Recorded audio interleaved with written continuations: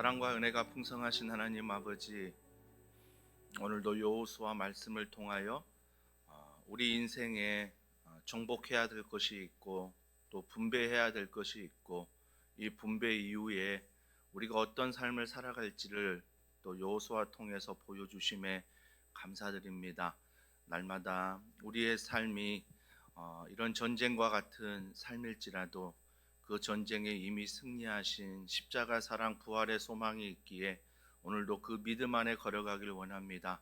날마다 믿음이 자라나게 하시고 믿음이 성숙하게 하시고, 그래야 자라는 믿음이, 성숙한 믿음이 예수님 닮아가며 말씀에 순종하는 삶을 살아갈 수 있도록 날마다 성령 충만함과 성령의 열매를 우리 인생 가운데 허락하여 주시옵소서. 사랑하는 성도들의 작은 신음에도 주님이 응답하시고, 여호와는 나의 목자시니 내게 부족함이 없다는 그 마음의 평안함과, 무엇보다 그 하나님의 사랑을 우리가 넉넉히 이 연말 이 성탄절 주님 오심을 기억하며 이웃들에게 베풀 수 있는, 또 전도자의 삶을 살아가는 귀한 삶 되게 하여 주시옵소서. 모든 것 믿고 감사드리며 예수님의 이름으로 기도드립니다.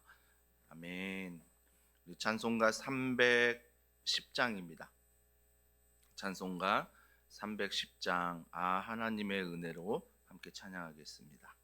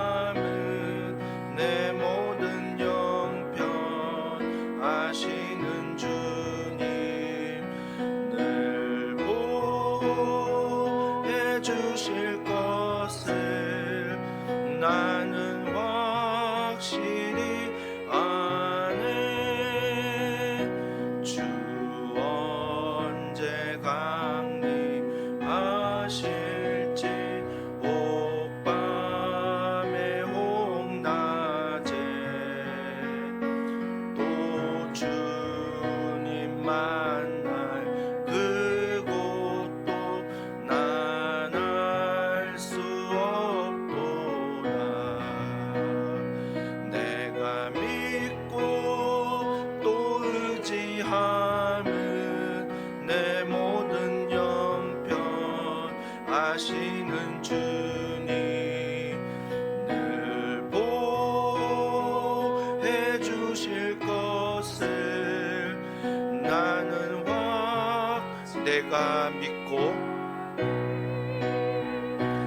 내가 믿고 또 의지함은 내 모든 영편 아시는 주님 늘 보호해 주실 것을 나는 확실히 아네.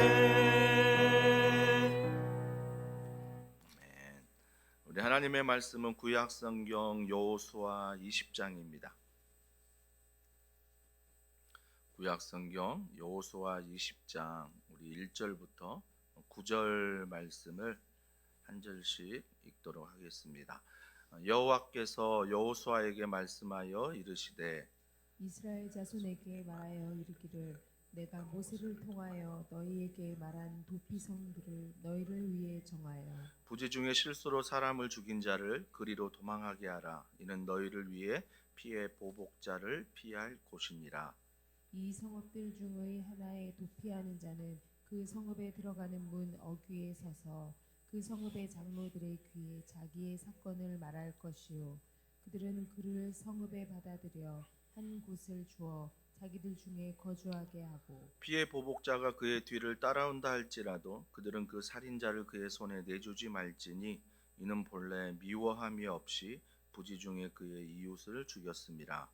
그 살인자는 회중 앞에 서서 재판을 받기까지 또는 그 당시 대제사장이 죽기까지 그 성읍에 거주하다가 그 후에 그 살인자는 그 성읍 곧 자기가 도망하여 나온 자기 성읍 자기 집으로 돌아갈지니라 하라 하시니라. 이에 그들이 납달리의 산지 갈릴리 게데스와 에브라임 산지의 세겜과 유다 산지의 기럇 아르바 곧 헤브론과 그리고 동쪽 요단 저쪽 르우벤 지파 중에서 평지 광야의 베셀과 갓 지파 중에서 길르앗 라목과 므낫세 지파 중에서 바산 골란을 구별하였으니 다 같이요. 이는 곧 이스라엘 모든 자손과 그들 중에 거류하는 거류민을 위하여 선정된 성읍들로서 누구든지 그 부지 중에 살인한 자가 그리로 도망하여 그가 회중 앞에 설 때까지 피의 보복자의 손에 죽지 아니하게 하기 위함이라. 아멘. 전쟁이 있었습니다. 참 치열했죠. 오랜 시간 정복 전쟁을 했습니다. 오랜 시간 정복 전쟁을 한 다음에 그 다음에 문제는 분배였습니다. 이 정복한 땅을 어떻게 분배하느냐. 그래서 분배를 했죠. 분배 또한 쉽지 않았습니다. 요셉 지파, 단 지파 불만하고 또 단 지파는 자기가 하나님이 허락한 땅을 떠나버리는 그런 모습도 보였습니다. 전쟁도 참 힘들지만 이걸 또 정복한 다음에 분쟁하는 것도 아니 분배하는 것도 너무 힘들다는 것입니다. 그러면서 우리가 기억할 때 오랜 전쟁이었고 오랜 분배였습니다. 그 다음에 우리가 하고 싶은 게 뭐겠습니까? 좀 쉬는 것. 이게 우리의 마음 아니겠습니까? 그래서 연말만 되면 많은 분들이 좀 쉬었으면 좋겠다. 내년에는 그런 생각들을 많이 합니다. 그런데 과연 그 쉬는 게 행복할까? 하나님의 뜻일까라는 생각도 해봅니다. 그렇다고 해서 제가 쉬지 말라라는 것은 아닙니다. 반드시 쉼은 필요합니다. 하지만 그 쉼이 누구 앞에서 쉬느냐? 그러니까 전쟁할 때도 하나님 앞에서고요. 분배할 때도 하나님 앞에서였습니다. 이 모든 게 끝나도 뭐예요? 여전히 하나님 앞에서 여호수아는 살아간다라는 것입니다. 그러면서 여호수아가 오늘 마지막 다 분배를 마친 다음에 좀 쉬고 싶지만 여전히 하나님 말씀의 약속을 따라 오늘 20장은 도피성에 대해서 이야기를 하고 있습니다. 그러면서 내일 본문은 또 지파 중에 땅을 분배받지 못한 지파가 하나 더 있었죠. 그 레위 지파, 하나님이 선택하신 레위 지파에 대해서 내일 본문은 또 이야기하고 있습니다. 그러면서 여호수아 이제 22장, 23장, 24장은 메시지가 나오면서 여호수아가 끝나는 거예요. 축하드립니다. 정복하셨습니다. 여러분도 이 여호수아를 정복하셨어요. 그러면서 오늘 도피성에 대해서 1절에 이렇게 말합니다. 여호와께서 여호수아에게 말씀하여 이르시되, 여전히 우리 인생 가운데 전쟁할 때는 긴장하고 분배할 때도 긴장하지만 이걸 다 마친 다음에 우리의 긴장이 풀려집니다. 그러나 여호수아는 뭐예요? 긴장이 풀려지는 그 순간에도 하나님의 말씀을 기억하고 하나님의 말씀을 가까이 하고 하나님의 말씀을 듣고 있다는 것입니다. 이게 중요한 거 아닙니까? 그래서 성경은 종종 얘기합니다. 선줄로 알거든 조심하라. 넘어질까 두려움이라. 우리가 섰다라고 생각할 때가 정말 조심해야 될 때다. 물론 서기 위한 그런 과정도 조심해야 되지만 내 인생에 어느 정도 이루었다라고 생각할 때, 내 자녀가 어느 정도 컸다라고 내가 안심할 때, 우리 교회가 어느 정도 안정이 되었다라고 생각할 때, 여러분의 가정, 여러분의 직장, 이 모든 것들이 이제는 좀 살만하다라고 생각했을 때 조심해야 된다는 것입니다. 그게 또 위험 신호거든요. 왜요? 하나님을 멀리할 수 있는, 하나님을 의지하지 않으려는 내 본성이 있기 때문입니다. 내 본성. 이럴 때 조심하라. 어떤 분들은 그런 얘기 할 거예요. 내 인생에 좀 서봤으면 좋겠습니다. 언제까지 이렇게 살얼음판을 살아야 합니까? 라고 이야기하는 분도 있습니다. 2026년, 2025년이죠. 2025년 살아가면서 성도들이 가장 위로가 되고 가장 힘이 되는 말씀이 정말 몇십 년 거의 만에 바뀌었다고 합니다. 예전에는 요한복음 3장 16절 우리가 많이 암송하지 않습니까? 이 말씀들이 정말 위로가 됐는데 요즘의 세상이 정말 살아가기가 많이 힘들구나라는 생각이 드는 게, 성도들이 좋아하는 말씀이 시편 23편 4절 말씀이랍니다. 사망의 음침한 골짜기를 걸어갈지라도 해를 두려워하지 않는 것은 주의 지팡이와 막대기가 나를 지키나이다. 이 말씀이 가장 위로가 되고 힘이 됐다는 거예요. 그러면 2025년 한 해가 뭐예요? 참 치열하게 산 거예요. 사망의 음침한 골짜기를 걷는 분들이 많다라는 거죠. 그러나 하나님이 함께 하신다. 하나님이 함께 하신다. 그러니까 우리는 사망의 음침한 골짜기 가지 않기를 원하고, 내게 허락하지 않기를 원하고, 우리는 평지를 원하지 산지를 원하지 않는 우리의 연약함입니다. 근데 중요한 것은 하나님이 그의 인생에 함께 하느냐, 이게 중요한 거죠.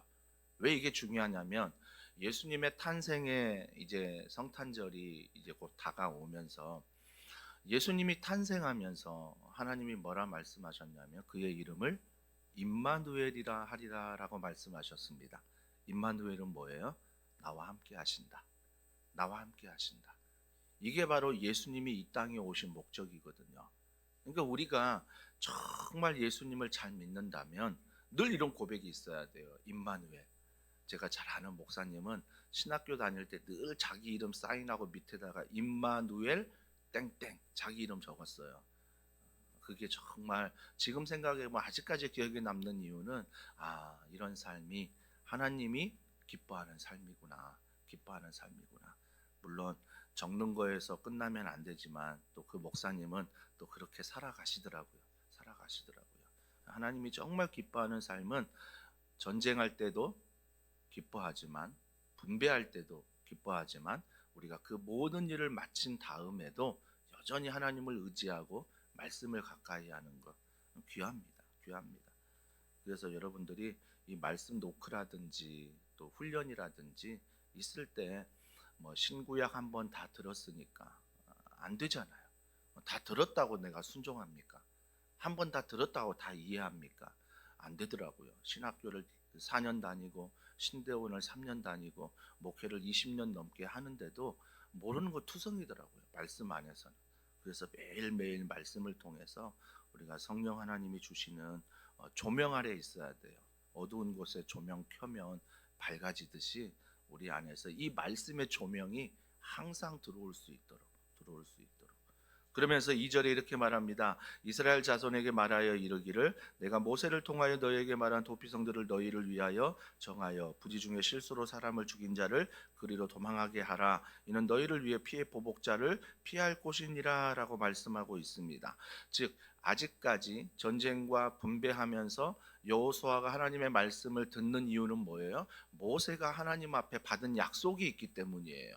자기 후계자가 이제 여호수아 아닙니까? 모세의 후계자가 받은 약속, 그 약속을 이루어야 되기 때문에 지금 그가 계속 말씀 앞에 걸어가는 거죠. 도피성이 나옵니다. 그 도피성이 뭐냐? 부지 중에 3절에 나오죠. 실수로 사람을 죽인 자를 그리로 도망하게 하라. 이는 너희를 위해 피해 보복자를 피할 곳이니라. 이게 도피성의 개념이에요. 부지 중에. 부지 중에는 뭐예요? 실수로. 이게 고의가 아니라는 거예요. 우리가 실수할 때 많잖아요. 실수할 때. 내가 그렇게 하지 않으려고 했는데 나도 모르게 실수할 때. 말도 그렇고요. 행동도 그렇고요. 그런 실수할 때가 있다라는 것입니다. 그 실수하는 자들을 우리가 도망하게 해야 된다라고 말합니다. 도망하게 해야 된다. 그게 바로 도피성이다라고 말하는 거죠. 근데 누가 쫓아와요? 피해 보복자를 피할 곳이니라라고 말합니다. 피해 보복자는 뭐냐면 어느 지파가 어느 민족이 어느 부락이 살면서 누구를 죽이잖아요. 죽이면 그 당시에 어떤 문화와 법이 있냐면 반드시 그 죽임당한 그 민족에서 피해 보복자의 서열이 있습니다. 그래서 우리 민족이 이런 해를 받으면 뭐예요? 너가 1번, 그 다음 2번, 그 다음 3번, 그 다음 4번 정해져 있어요. 그래서 그 사람들이 우리 민족에게 이런 살인을 저질렀으면 자 1번 나가, 자 2번 나가, 이런 식으로 정해져 있다고요. 그 당시는요. 정해져 있는데 그 당시에 뭐 하여튼 누가 내 민족을 죽였는데 그 보복자 1번 나가야 된다? 그러면 반드시 뭐예요? 가서 그 사람의 피를 흘려야 되는 거죠. 이게 피해 보복자예요. 그 당시의 법이었습니다. 이게 법이었어요. 자, 그런데 4절에 보니까 이 성읍들 중에 하나에 도피하는 자는 그 성읍에 들어가는 문 어귀에 서서 그 성읍의 장로들의 귀에 자기의 사건을 말할 것이요 그들은 그를 성읍에 받아들여야 하는 곳을 주어 자기들 중에 거주하게 하고 피해 보복자가 그의 뒤를 따라온다 할지라도 그들은 그 살인자를 그의 손에 내주지 말지니 이는 본래 미워함이 없이 부지 중에 그의 이웃을 죽였습니다. 계속 반복되는 게 뭐예요? 부지 중에. 그러니까 고의가 아니라는 거죠. 실수라는 거죠. 근데 우리가 생각할 때, 야, 실수라도 사람을 죽였잖아 라고 말할 수 있습니다. 우리로서는 이해가 또 안 되는, 그런 지금으로서는 이해가 안 되는 그런 부분일 수 있죠. 그러나 우리가 깊이 좀 들어가다 보면 말씀 안에 우리가 마음으로 지은 죄도 살인하는 자라고 말합니다. 그러면 영적으로 보면 내가 꼭 사람을 죽여 살인하는 게 세상의 법이라면 말씀을 보면 여전히 내 마음 가운데 그 사람을 미워하고 시기하고 질투하고 이 모든 것들이 뭐예요? 그 사람을 죽이는 행위라고 말씀은 말하는 거죠. 그렇다면 여기에 자유로울 사람이 누가 있겠습니까? 가늠하는 여인이 잡혀서 그 많은 사람들이 예수께 끌어오잖아요. 그러면서 예수를 시험하잖아요. 뭐라고 시험했습니까? 이 가늠하는 자 현장에서 잡아왔습니다. 예수님 어떻게 할까요? 그 당시는 어떻게 해야 돼요? 현장에서 가늠하다 잡힌 여인을 돌에 맞아 죽어야 돼요. 그러면 예수님 어떻게 하나 보자라고 끌고 온 거예요. 그러면 그런 의도를 가진 사람들이라면 가늠하는 여자를 가늠하러 갈 때 어떻게 했을까요? 따라갔을 거예요. 미행했을 거라고요. 저 여자가 가늠한 걸 몇 날 며칠 지켜봤어요. 알아요. 저 여자가 가늠하는 여인이다. 아는데 그게 나쁜 행동도 알아요. 근데 그들의 마음은 뭐예요? 그를 도와주려고 하지 않아요. 하지 마라. 이건 잘못된 거다. 이건 죄악이다. 이거 말하지 않아요. 그냥 계속 그 죄를 지켜봐요. 지켜보고 어때요? 딱 현장에서 들어가 가지고 그대로 잡아와요. 그렇다면 그 여인 어때요? 다 벌거벗은 채로 아마 그 현장에서 잡혀왔을 겁니다. 참 재밌는 건 뭐냐면요. 그 당시 문화가 그랬다고 생각하지만 그 남자는 뭐예요? 그 남자는 잡아오지 않아요. 그 여자만 잡아옵니다. 여자만 잡아와서 예수 앞에 많은 사람들 앞에 벌거벗은 몸으로 수치를 당하게 하고 그리고 가늠하는 여인을 우리가 현장에서 잡아왔습니다. 뭐 의로운 척, 내가 뭐 잘한 척, 근데 그 마음에는 뭐예요? 여전히 예수를 시험하고자 하는 마음이 있고 그 여인에 대한 배려는 하나도 없는 거죠. 그 데려와 가지고 어떻게 해야 됩니까 했을 때 많은 사람들이 돌을 들었습니다. 다 던지려고 했잖아요. 왜? 그 당시 법이니까. 근데 주님 뭐라고 말씀하십니까? 죄 없는 자가 돌을 던져라 라고 했을 때 그들이 돌을 내려놓고 각자의 삶으로 돌아갔습니다. 돌을 내려놨어요. 그러니까 한마디로 뭐예요? 로마서 말씀처럼 의인은 없나니 하나도 없다는 것입니다. 근데 우리는 어떻게 살아요? 의인인 것처럼 삽니다. 의인인 것처럼 살아요. 그게 믿음이면 좋겠어요. 나는 죄인이지만 십자가의 은혜로 내 죄가 용서받고 성령 하나님이 우리에게 성령을 보내주시어 내가 더 이상 죄의 노예로 살지 않도록 말씀을 깨닫게 하여 그 죄를 이기게 하신 그 은혜 가운데 사는 게 의인인 건 좋아요. 그런데 예수님의 십자가도 없이 부활의 소망도 없이 성령 하나님의 말씀의 이기심도 없이 내가 의인 되는 것, 이건 조심해야 돼요. 정말 조심해야 돼요. 내가 의인이 되면 다 갈 때마다 판단합니다. 갈 때마다 판단해요. 그리고 내 생각이 맞아요. 항상 맞아요. 이게 의인이에요. 이게 의인. 그래서 뭐 젊은 세대들이 우리 기성 세대를 보고 늘 얘기하는 게 너무 의인 같다는 거 아닙니까? 교회가 뭐예요? 문턱이 높다는 건 뭐예요? 너무 의인들만 모여 있는 거죠. 그래서 탕자로 비유하면 첫째 아들만 교회에 가득한 거죠. 나 한 번도 교회 떠나지 않았다? 나 한 번도 아버지 곁 떠나지 않았어? 너처럼 세상에서 방황하지 않았어? 너처럼 배은망덕한 놈 아니야? 나는 모범생이고 나는 항상 신앙 안에서 걸어갔어. 이게 의가 돼버리면 그렇지 않는 사람들을 뭐예요? 정죄함에 있어서 거침없습니다. 거침없어요. 말도 함부로 하고요. 행동도 함부로 하고요. 교회가 죄인을 부르러 이곳에 도시에 있는데 꼭 교회가 뭐예요? 산으로 가요.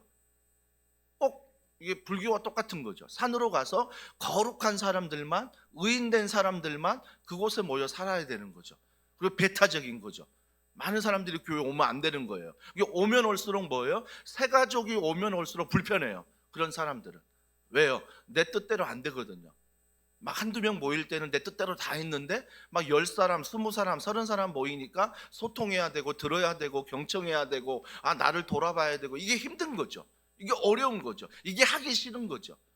여러분 십자가 삶이란 건 어려운 건 아닙니다. 우리 삶의 곳곳이 십자가입니다. 내 자신을 내려놓는 게 십자가예요. 내 자신을 내려놓는 그 훈련이 날마다 말씀 앞에서 반복되어야 하는 거죠. 이게 십자가를 잘 지는 삶이죠. 그래서 주님이 우리에게 십자가 잘 지고 따라와라, 좁은 길이다 말씀하시는 건 정말 저에게 적용해 보면 더한 사랑의 교회 먼저 목회하려 하지 말고 너 하나 목회 잘해라. 김 목사 너 하나 목회 잘해. 늘 저에게 그렇게 얘기하세요. 너 십자가 잘 지고 너 십자가 지고 나보고 잘 따라와. 너나 잘하라니까. 나한테 늘 말씀하시는 거죠. 그러니까 나한테 늘 그렇게 말씀할 때 저는 낮은 자존감이 없어요. 그렇다고 우울할 것도 없어요. 왜요? 십자가 안에 부활의 소망 안에 성령님이 딱 인치셨다고 했잖아요. 이게 인쳤다는 건 뭐예요? 도장을 찍었다는 거예요. 도장을 찍었다는 건 뭐예요? 주님이 나를 자녀 삼으셨다는 거예요. 내가 어떤 경우든 주님이 도장을 찍으셨는데 나는 그 도장을 벗겨내려고 할 필요가 없다는 거예요. 왜? 주님의 아들이고 주님의 딸인데. 이 믿음 안에서 내가 십자가를 지는 거죠. 이 믿음 안에서 나의 낮은 자존감을 건드려도 괜찮은 거예요. 왜? 주님의 십자가 삶을 통해서 주님을 위한 삶 걸어가면 되는 거니까. 걸어가면 되는 거니까. 나중에는요 그렇게 정죄하는 사람이 지치더라고요.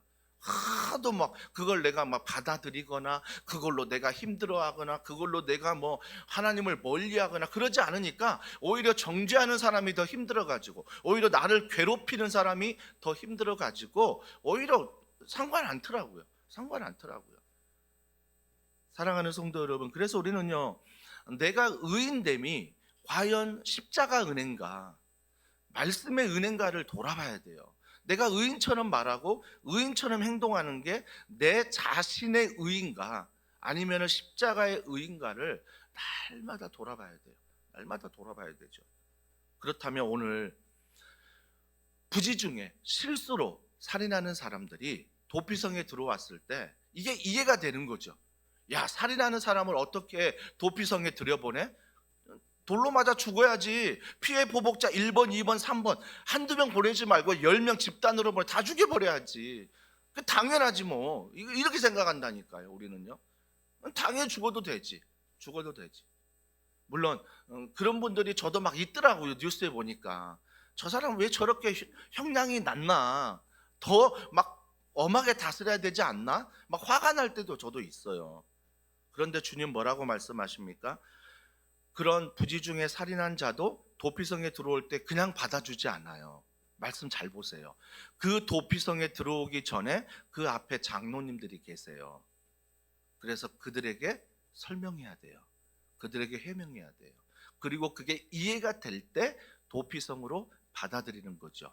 그러면 뭐예요? 받아들였다는 것은 이 사람은 살인을 저질러 아주 큰 죄를 범했는데 부지 중에 했다. 실수 중에 했다. 고의가 아니다. 계획적이 아니다. 라고 얘기하는 거죠.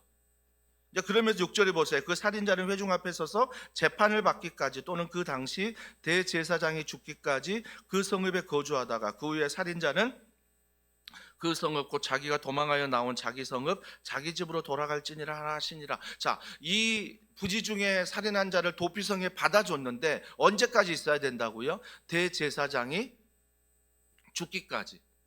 대제사장이 죽기까지가 뭐예요? 우리의 대제사장은 누구세요? 예수 그리스도가 대제사장이거든요. 대제사장인 그리스도가 죽었다는 건 뭐예요? 우리의 죄의 대가를 지불했다는 거거든요. 내 죄의 대가를 십자가에서 지불했다는 거예요. 지불했는데 또 내가 지갑을 꺼낼 필요가 없다라는 거예요. 그건 감사하면 되고 그건 내가 하나님께 감사하며 살아가면 되는 거죠. 믿음 안에서. 그러니까 이 부지 중에 살인한 자도 대제사장이 죽기까지, 죽으면 뭐예요? 다시 너의 성읍으로 돌아갈 수 있다. 이건 영적인 의미에서 뭐예요? 십자가, 예수 그리스도 그분의 죽으심으로 내 죄가 용서함 받았다라는 거죠. 그러니까 죄에서 뭐예요? 나는 자유한 거예요. 죄에서 자유했다고 방종하나요? 그게 아니라 죄에서 자유함은 뭐예요? 더 이상 그 죄가 나에게 영향을 끼칠 수 없다라고 선포하는 거죠. 예전에는 그 죄가 나를 막 짓누르고, 예전에는 그 죄가 내게 즐거웠고, 예전에 그 죄만 생각하면 기뻤는데, 예전에는 그 죄대로 행동했는데 옛사람이 아니라 새사람이 되어 그 말씀 안에서 그 죄가 나를 지나가더라. 그 죄가 나를 더 이상 덮지 못하더라. 이게 바로 십자가 은혜를 받은 사람의 모습이죠. 그 죄의 노예로 살아가는 거 아니죠. 더 이상 그 죄가 나의 노예가 아니라 그 죄를 뛰어넘는 거죠. 그 죄를 뛰어넘어 뭐예요? 말씀 안에 순종하며 사는 사람이 되는 거죠. 이게 바로 새 사람이죠. 이게 바로 새 사람이죠. 그 대제사장으로 말미암아 그의 죽을 때 그의 죄가 씻김 받았다. 7절, 8절, 9절은요 도피성이 있는 곳을 말합니다. 도피성이 어디에 있어요? 달려갈 수 있는 거리에 있는데 하루 종일을 달려가야 된대요. 한 50km씩 떨어져 있대요. 근데 떨어져 있는데 몇 번 나와요? 여섯 번 나와요. 6번 나오는데 요단 서편에 3곳, 요단 동편에 3곳. 아니 몰아서 만들면 더 편할 텐데 왜 이렇게 50km씩 뛰어가지고 요단 서편으로 요단 동편으로 만들어 놓을까? 부지 중에 실수로 그런 자들이 많다라는 거죠. 그래서 그들이 뭐예요? 피해 보복자가 와서 먼저 죽이기 전에 그들이 뛰어가서 도피할 수 있도록, 피할 수 있도록. 그러나 무조건 들어가는 게 아니라 그 성읍에 들어가기 위한 장로님, 세운 분들이 판단하도록 그렇게 주님이 세우신 거예요. 사랑하는 성도 여러분, 이걸 통해서 우리는요 하나님의 2가지만 깨달으십시오. 하나님은 참 논리적이다. 논리적이에요. 여러분, 논리적인 게 나쁘진 않아요. 비논리적도 괜찮아요. 근데 하나님은 참 논리적이세요. 고의적으로 했던 살인에 대해서, 그 다음에 부지 중에 살인한 거에 대해서 철저히 논리적으로 대처합니다. 그리고 무조건 받아들이는 게 아니라 장로를 통해서 판단하게 만들고, 그리고 그가 다시 돌아갈 수 있는 건 누군가야 그 죄의 대가를 지불할 때, 예수 그리스도 그 대가를 지불할 때 우리가 비로소 죄에서 자유할 수 있다. 이 모든 것들을 논리적으로 준비하신 분이 하나님이시다. 논리적인 분이에요. 그리고 또 하나 뭐예요? 하나님은 늘 우리는 그 살인자를 죽여야 된다고 말할 수 있지만 늘 자비, 늘 긍휼, 우리를 불쌍히 여기는 그런 마음이 늘 있으시다는 것입니다. 만약 하나님이 우리를요 정말 긍휼 없이 바라본다면 이 자리에 앉아 있을 수 있는 사람이 몇 사람 되겠습니까? 이 목사로서 말씀을 전할 사람이 몇 사람이나 될까요? 하나님이 다 그냥 공의로우로만 판단한다면, 하나님은 공의로우시지만 그 반대편에 뭐가 있어요? 하나님의 자비로우심이 있습니다. 우리 안에 본받아야 될 게 뭐예요? 너무 공의로우면 하나님의 자비를 기억하셔야 돼요. 너무 자비로우면 하나님의 공의를 기억하셔야 돼요. 그래서 공의와 자비가 정말 그 모든 상황 가운데 말씀 안에서 분별이 돼야 되고, 말씀 안에 지혜로 찾아와야 돼요. 이 지혜는요 배워서 되는 게 아니라 그건 지식입니다. 이 지혜는요 하나님의 말씀 안에 주는 지혜예요. 세상 사람들이 알 수 없는 그 비밀. 그래서 날마다 성령 안에 말씀을 깨달은 자에게 주시는 지혜. 성령님, 나에게 그 지혜를 주시옵소서. 이런 은혜가 우리 가운데 있기를 주님의 이름으로 축복합니다. 함께 기도하겠습니다. 기도할 때에 우리 함께 이 시간 합심해서 기도할 때 말씀을 붙들고 기도하십시오. 여러분은 그런 실수 없습니까? 여러분은 그런 생각하지 않으십니까? 여러분은 그렇게 살지 않으셨습니까? 부지 중에 실수로 나도 모르게 할 때가 너무나 많고 후회하는 일이 너무 많습니다. 그때마다 우리가 후회함으로 끝나지 않고 하나님께 피하셔야 돼요. 예수 그리스도 십자가 은혜를 기억하셔야 돼요. 주여, 그 은혜 가운데 나를 용서하소서. 내가 모르고 내가 실수로 이런 일 행한 것들을 하나님 앞에 회개하시고, 또 그걸 통해서 상처받은 자들에게 찾아가셔서 미안하다고, 내가 실수였다고, 내가 아직 성숙하지 못했다고 사과도 하셔야 돼요. 이게 바로 주님이 원하시는 성도의 모습입니다. 이런 더원 사랑의 교회, 서로 포용하고 서로 들어주고 서로 이해하고, 하지만 공의로움을 세우고 하나님의 자비로움을 세우는 하나님의 놀라운 은혜의 공동체가 되도록 주여 축복해 달라고, 이 일에 앞장서는 저와 모든 교육자분들과 순장님들과 모든 섬기미들이 이 은혜를 잊지 않게 하여 주시옵소서. 날마다 도피성으로 피하게 하셔서 그 은혜로 말미암아 십자가의 죽으심 안에 내가 의인됨을 기억하여 그 십자가 의인됨으로 다시 세상으로 나아가 교회와 개인과 가정을 세울 수 있도록 그런 십자가 사랑이 충만하도록 여러분 기도하시고요. 또 한 가지 기도할 때 주일 예배를 위하여 기도합니다. 우리 교회 하나님 많은 기도 용사들을 세워주셨습니다. 기도 용사들을 통하여 하나님 주일 예배, 우리가 부서 하나님 또한 주중에 또한 가정에서 직장에서 기도하는 모든 기도 용사들의 기도를 들어주시고, 하나님 기도를 통하여 크고 은밀한 일을 알게 하시고 부르짖어 기도하는 불씨가 되게 하여 주시옵소서. 특별히 2026년에 많은 기도 용사들이 세워질 수 있도록 성령님 도와주시고, 우리 새벽을 깨우는 기도 용사들이 지치지 않도록 서로 이름을 불러가면서 우리 기도해 주시고요. 또한 말씀을 전할 저와 모든 교역자들과 모든 우리 사모님과 간사님들, 또 섬기는 모든 이들 성령 충만함 가운데 주일 사역 잘 감당하도록, 또 성탄절 축제, 하나님 정말 주님 오심을 축하하는 잔치에 우리가 무대에 서서만 오는 게 아니라 그 잔치에 함께 할 수 있는 많은 성도들이 참여하게 하여 주시옵소서. 정말 축제가 예수 그리스도만 높이게 하여 주시옵소서. 성탄 감사 예배, 송구영신 예배, 신년 비전 기도회, 또한 신년 감사 예배, 이 모든 예배 가운데 온전히 하나님의 은혜만을 의지하는 귀하고 복된 예배 되도록 하나님 임재하여 주시옵소서. 이 땅, 이 민족, 저 북녘 땅 선교지 캄보디아를 위해서 주여 은혜 베풀어 주시옵소서. 환우들을 위해, 우리 고3 수험생 부모들과 그 모든 진로를 위해 성령님 도와달라고 우리 시간에 합심해서 우리 주여 한번 부르짖고 기도하겠습니다. 주여, 하나님들 잊지 않게 하여 주시옵소서. 우리가 반복하여 기도하는 것 같지만 믿음으로 기도하게 하여 주시옵소서. 이 시간 말씀